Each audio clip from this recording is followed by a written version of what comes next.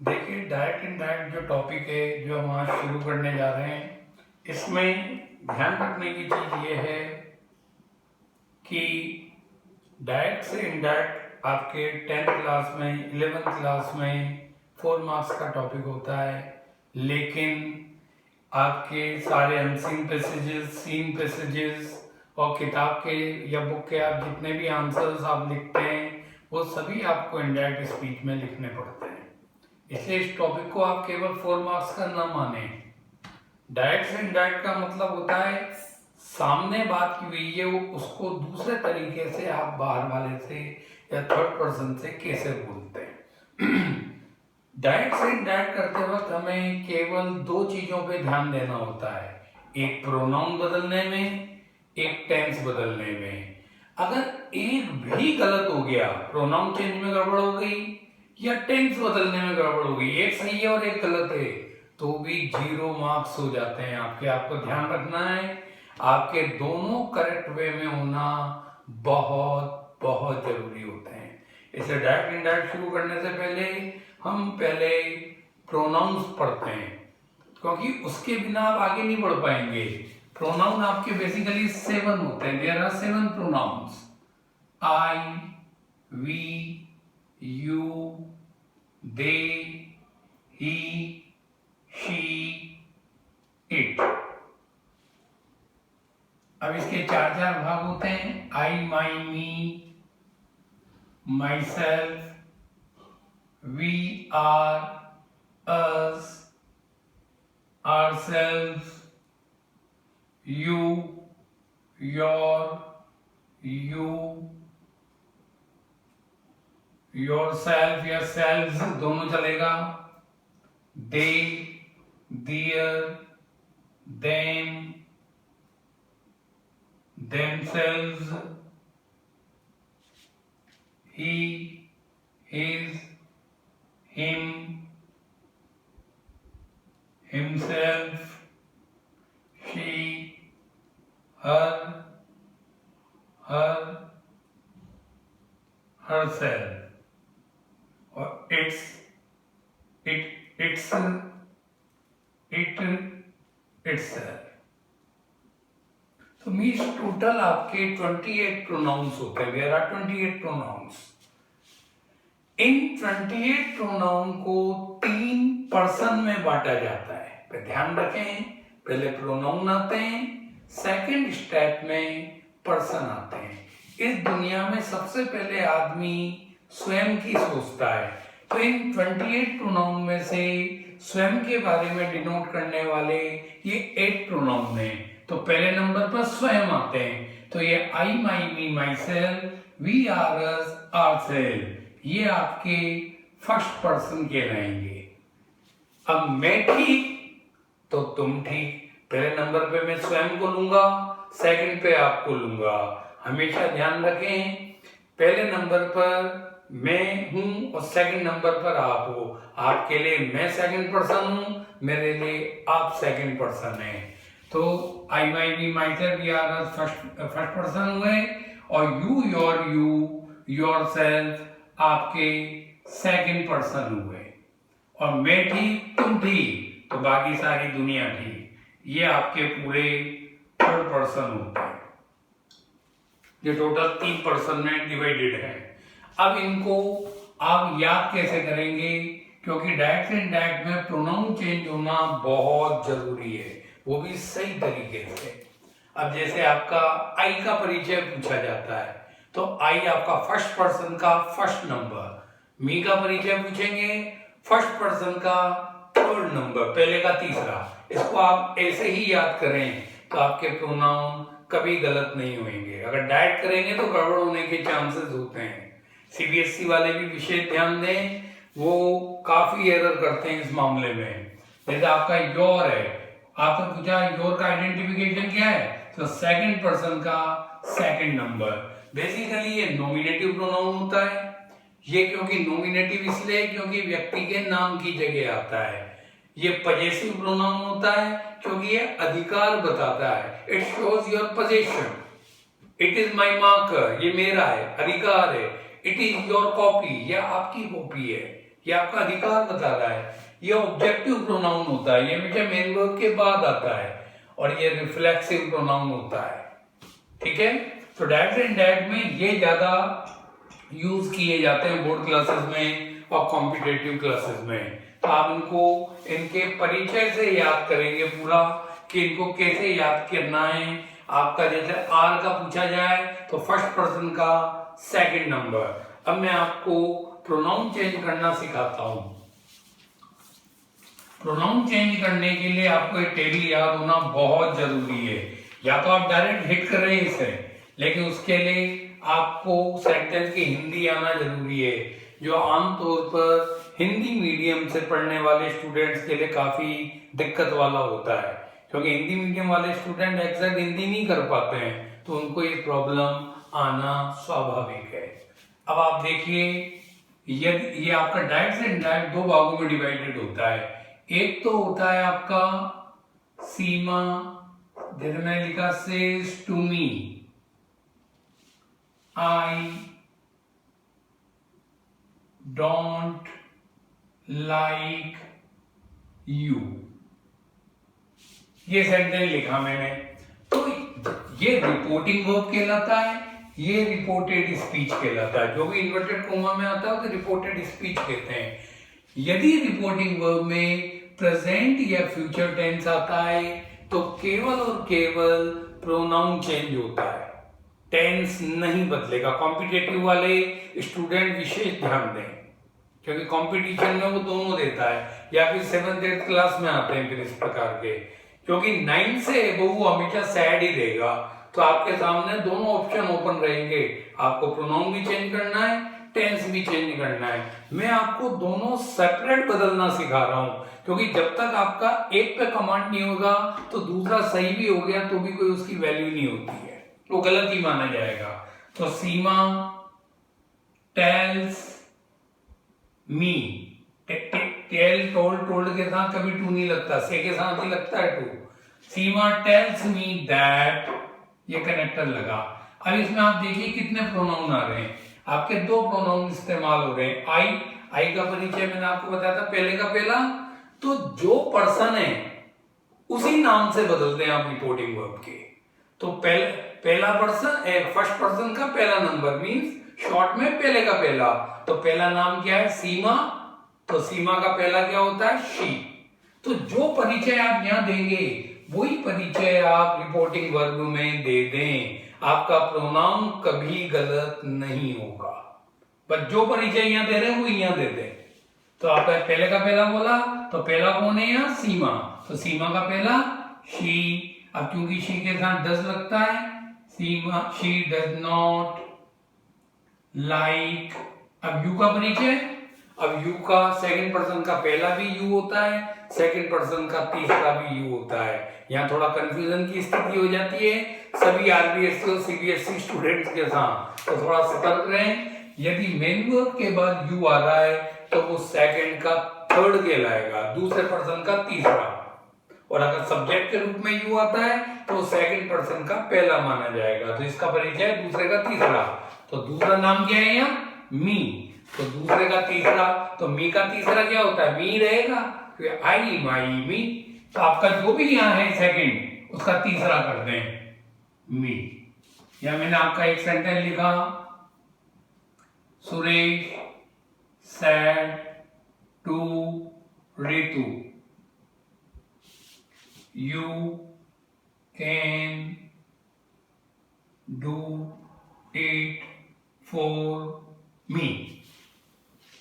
You can do it for me. अब आपका sorry size ही रहने की भी सेट करते तो टेंस बदल जाएगा, और अभी हम केवल प्रोनाउन बदलना सीख रहे हैं। Suresh says to Ritu, you can do it for me. तो सुरेश tells Ritu that, अब आप आइडेंटिफिकेशन में आ जाए, क्योंकि प्रोनाउन रिपोर्टेड स्पीच के बदलते हैं केवल, इस बारे में ध्यान दें। तो यू का परिचय क्या है? सेकंड का पहला, क्योंकि सब्जेक्ट के रूप में आ रहा है। तो दूसरे का पहला, तो दूसरा नाम क्या है? सुरेश या रितु? रितु आ रहा है दूसरा नाम, तो रितु का पहला कर दो। ये दूसरे का पहला, तो ये दूसरे का पहला लिख दो। तो रितु का पहला क्या होता है? she can do it for। अम्मी का परिचय उस प्रोनाउन की शीट से आपको याद हो जाएगा। पहले का तीसरा, तो पहला नाम कौन सा है? सुरेश। सुरेश का तीसरा क्या हुआ? प्रोनाउन। सुरेश मतलब ही, तो he is him, for him, ये बन जाएगा आपका। She can do it for him, correct है। इसमें टेंस इसलिए नहीं बदलेगा क्योंकि यहाँ आपका प्रेजेंट टेंस इस्तेमाल हो रहा है, और जब भी रिपोर्टिंग वर्ब में प्रेजेंट या फ्यूचर टेंस आते हैं तो टेंस परिवर्तन नहीं होता है। टेंस चेंजिंग केवल और केवल यहाँ सैड आने पर ही होगी। तो इसका मतलब हमारे सामने ये नियम आ गए सामने। फर्स्ट पर्सन पहले फर्स्ट नाम से बदलेंगे। आप हिंदी में याद कर लें, पहला पर्सन पहले नाम से, दूसरा पर्सन दूसरे नाम से, सेकंड नेम से, और थर्ड पर्सन। चूंकि रिपोर्टिंग वर्ब में 3 नाम नहीं होते कभी भी, तो थर्ड पर्सन जब नाम ही नहीं है तो ये नो चेंज रहेगा, बदलाव नहीं होगा। मींस आपका दे, ही, शी, इट से बनने वाले समस्त 16 pronoun will not be changed at all. केवल आई, वी, यू चेंज होते हैं। आई मतलब आई, माई, मी, माई सेल्फ, पूरा फर्स्ट पर्सन और सेकंड पर्सन चेंज होता है। और दूसरे तरीके से भी मैं इसे शॉर्टकट से बताऊं तो ऊपर के 3 प्रोनाउन नीचे के 3 प्रोनाउन में चेंज होते हैं, ऐसे याद कर लें आप, ठीक है। और चाहो तो इसको आप ऐसे भी याद कर सकते हैं, फर्स्ट पर्सन सब्जेक्ट से, सेकंड पर्सन ऑब्जेक्ट से, और थर्ड पर्सन नो चेंज। तो आप इसको यूं भी याद कर सकते हैं, 1 2 3 S O N. First person subject से, सेकंड पर्सन ऑब्जेक्ट से, थर्ड पर्सन नो चेंज। आपको ये रूल अच्छा लग रहा है, आप इसको फॉलो कर लें। आपको ये अच्छा लग रहा है, आप इसको फॉलो कर लें। अपन को प्रोनाउन करेक्ट करना सीखना है, तो इस पैटर्न से आपका ये कभी गलत नहीं होगा। क्योंकि ये आपका थर्ड पर्सन था इट, इसलिए हमने एडिटिव उतार दिया क्योंकि थर्ड पर्सन नो चेंज है। इस प्रकार प्रोनाउन बदले जाते हैं। अब मैं आपको टेंस की ओर बढ़ रहा हूं आगे। अब आप टेंस बदलना सीखें। टेंस बदलना जैसे मैंने एक्टिव पैसिव में आपको विदाउट टेंसेस की सहायता से करना सिखाया था, उसी प्रकार अब मैं आपको डायरेक्ट से इनडायरेक्ट भी विदाउट टेंस की सहायता से 3 to 4 सेकंड के अंदर हिट करना सिखाता हूं। वो कैसे करेंगे, इसके केवल 6 रूल्स हैं, आप याद कर लें। बहुत आसान है और एक बार में वो याद हो जाते हैं, ज्यादा भी मेहनत नहीं करनी पड़ती है। ये तो इसका सिंपलता है। यदि रिपोर्टिंग वर्ब में सैड आ जाता है या सेकंड फॉर्म का इस्तेमाल होता है तो रिपोर्टेड स्पीच में प्रोनाउन के साथ साथ टेंस भी इस प्रकार बदल जाएंगे। अब आप इसका नियम देख लें, बिना टेंस के सिखा रहा हूं मैं। फर्स्ट फॉर्म डू डज आने पर मेन वर्ब की सेकंड फॉर्म हो जाती है। इसको आप हटा देंगे डायरेक्ट स्पीच से, रिपोर्टेड स्पीच से, और सेकंड फॉर्म कर देंगे। लेकिन डू डज के साथ यदि नोट आता है तो फिर आपको डिड नोट का प्रयोग करना पड़ेगा। इस बारे में सचेत रहें। डू डज का डिड केवल 2 कंडीशन में होता है, या तो सेंटेंस नेगेटिव आ रहा हो, डू डज के साथ नोट आ रहा हो तो ही डिड नोट करना, पर या डू डज मेन वर्ब के रूप में आ रहा है तो फिर आप डिड करेंगे।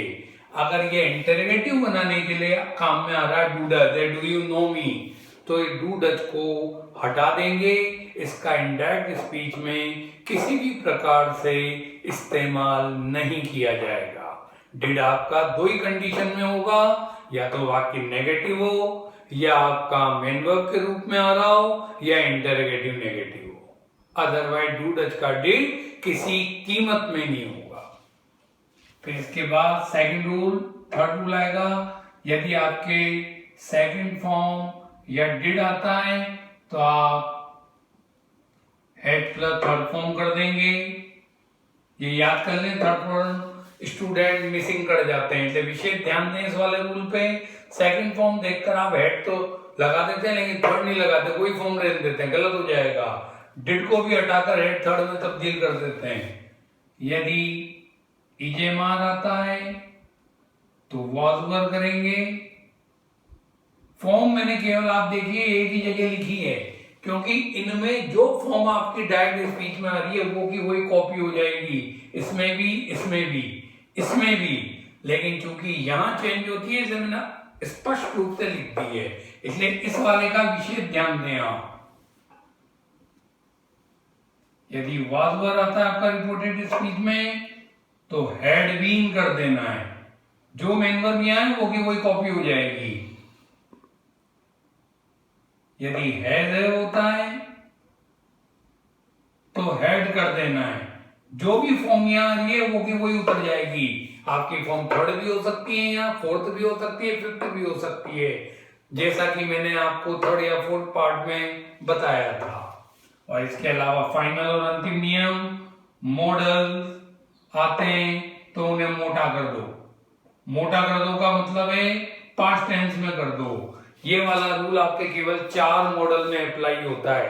टोटल आपके देर रात 13 मॉडल ऑक्सिलरीज, लेकिन आपके केवल 4 modal auxiliary will, shall, can और मे, केवल ये 4 मॉडल आपके पास्ट में चेंज होते हैं। इनके अलावा जो रिमेनिंग 9 मॉडल्स हैं वो एज इट इज उतर जाते हैं, उन्हें नहीं बदला जाता। कभी कभी मस्ट को head two plus first form में करते हैं, लेकिन वो आपके बोर्ड क्लास में नहीं आता है, कंपटीशन में जरूर आ जाता है, तो मस्ट का आप head two plus first form के हिसाब से याद रखेंगे।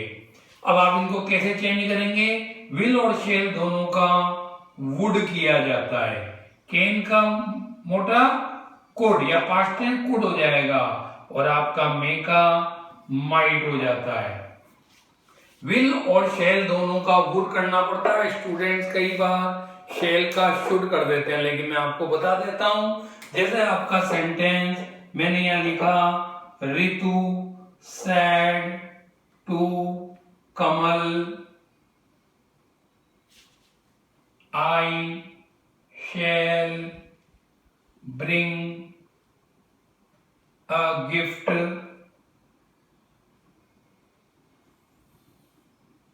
For you. अगर मैंने ये सेंटेंस लिखा, I shall bring a gift for you, तो इसका इंडायरेक्ट बनेगा, रितु टोल्ड कमल दैट। अब इसमें परिचय देने की बारी आ गई। पहले आप प्रोनाउन टिक कर लें, अपने 2 आ रहे हैं, तो आई का परिचय पहले का पहला, यानी पहले पर्सन का पहला, तो पहला नाम आ रहा है इसमें रितु, तो रितु का पहला प्रोनाउन शी होता है। लड़का होता तो ही, लड़की है तो शी, तो दैट शी। अब चूंकि शेल का नियम मैंने मॉडल ऑक्सिलरी में बताया था, शेल का प्रयोग केवल आईवी के साथ किया जाता है।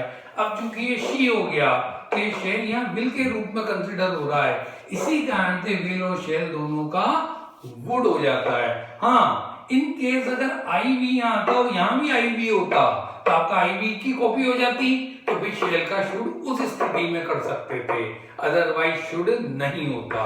तो she would bring a gift for, अब यू का परिचय सेकंड का तीसरा, क्योंकि एंडिंग में आ रहा है तो सेकंड का थर्ड है, तो कमल आपका सेकंड नाम है, कमल का थर्ड हो गया हिम, फॉर हिम। इस प्रकार हम इसका प्रयोग करेंगे।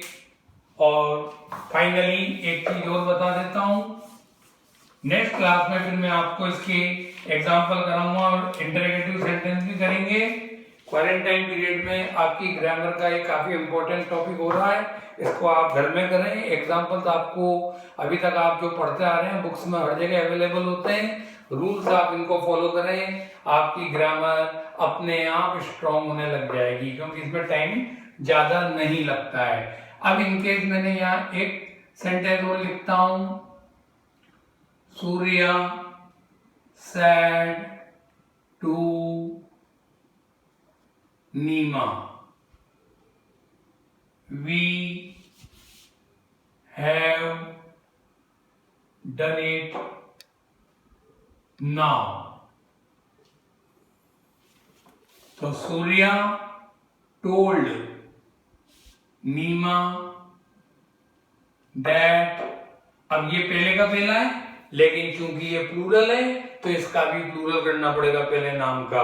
अब पहले नाम में चाहे लड़का हो चाहे लड़की हो, अगर लड़की होती तो शी करते हैं पहले के पहले में, और लड़का हो तो ही, लेकिन ही और शी दोनों का प्लूरल दे होता है। तो आप या तो ऐसे याद कर लें, वी आर एस आने पर हमेशा दे दियर देम ही लिखना होगा।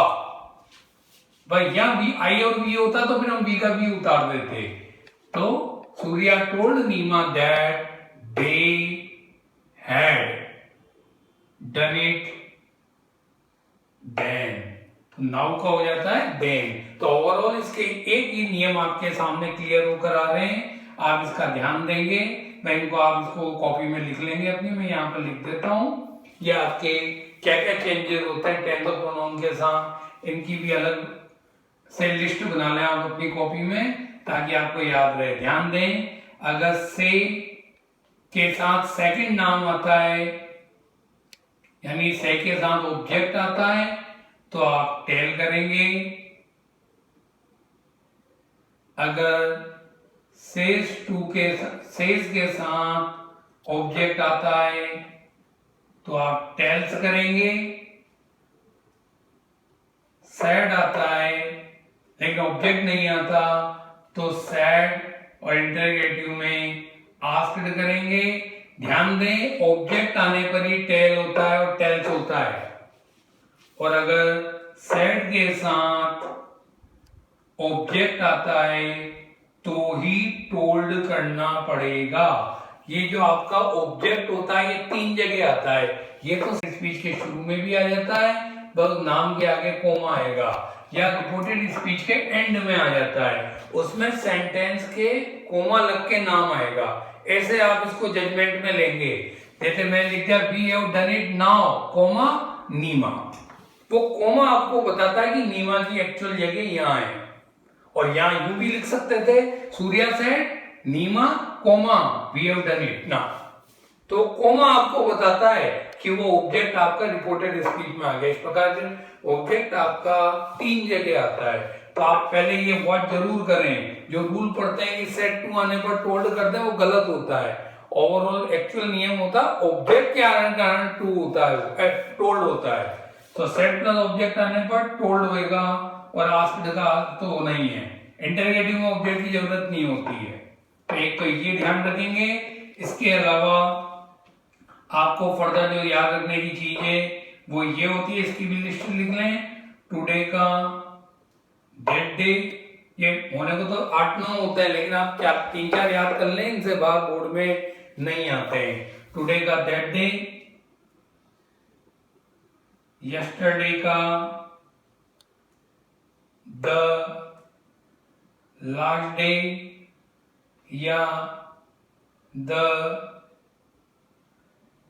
Previous day. द आर्टिकल लगाने का विशेष ध्यान रखें। द टीएच जो द आर्टिकल होता है, 3 प्रोनाउंसिएशन होते हैं, द, दी और दी। यदि आपके द के आगे कंसोनेंट वाला वर्ड है तो इसका प्रोनाउंसिएशन होगा द, यदि वोवल वाला वर्ड है तो आपका होगा दी, और यदि द के आगे सुपरलेटिव डिग्री आ रही है तो दी। जैसे द रिवर, दी एलिफेंट और दी बेस्ट। इस प्रकार इनके तीनों प्रोनाउंसिएशन करेक्ट होते हैं, तो आप इसका भी ध्यान रखें। तो यस्टरडे के 2 हो गए, द आर्टिकल का ध्यान रखना। टुमारो का द नेक्स्ट डे, इसे भी द पढ़ेंगे क्योंकि एन कंसोनेंट है। द नेक्स्ट डे, और द नेक्स्ट डे आने पर the following day, the following day, इसके अलावा ईयर का, देयर, इनको आप अच्छे तरीके से करके रखें क्योंकि पेपर में आमतौर पर ये ज्यादा आते हैं। ठीक है, और आपके आज का ये हो गया। अगली क्लास में अब मैं आपको डायरेक्ट एंड इनडायरेक्ट में इंटरोगेटिव बनाना सिखाऊंगा। तब तक stay home, stay safe. Thank you. और इसको आप ज़्यादा से ज़्यादा लाइक, शेयर और सब्सक्राइब करिए ताकि आपको अगले पार्ट की भी नॉलेज हो। ये मेरी 7th क्लास थी आज। अगर आप नेक्स्ट क्लास चाहते हैं तो आप इसको लाइक, शेयर और सब्सक्राइब करते चलें। आपके पास क्वारंटाइन पीरियड में घर बैठे बैठे आपको पूरी ग्रामर की नॉलेज मिल जाएगी और आपकी ग्रामर काफ़ी स्ट्रांग हो जाएगी। Thank you.